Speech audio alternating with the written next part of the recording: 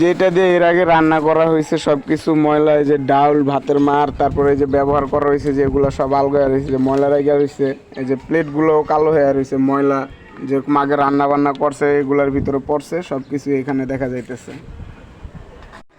ওকে, এটা হলো আমি ফেসবুকে পোস্ট করবো। এই প্রোডাক্টটা যে নষ্ট আপনার সামনে খুলছি, আপনি একটু খালি বলবেন, আপনার রাইডার আপনার নামটা বলবেন আর এটা বলেন, আমি ওদের পেজের নামে রিপোর্ট দেবো।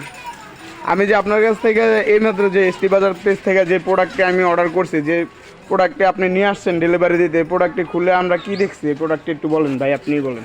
ভাই এটা তো দেখলাম যে এটা ইনটেক না, ব্যবহার করা একটি মাল, তারপরে এটার ভিতরে অনেক স্পটও আছে, ভাঙাও আছে, ফ্লাগগুলা ভাঙা, প্লাস এটা এর আগে ব্যবহার করছে, কেউ রান্না করছে।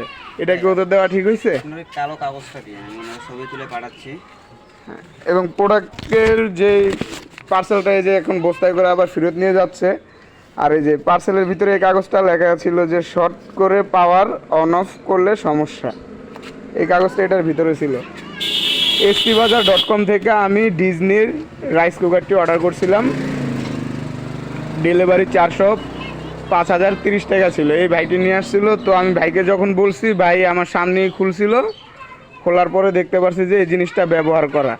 এর আগে এটার ভিতরে ভাত তরকারি রান্না করছে, সেগুলো পড়ে রয়েছে, এবং কি এগুলো অনেক কিছুই নষ্ট, যেটা দেখা গেল। stbazaar.com থেকে যারাই প্রোডাক্ট কিনবেন তাদের প্রতারণা থেকে অবশ্যই সচেতন থাকবেন।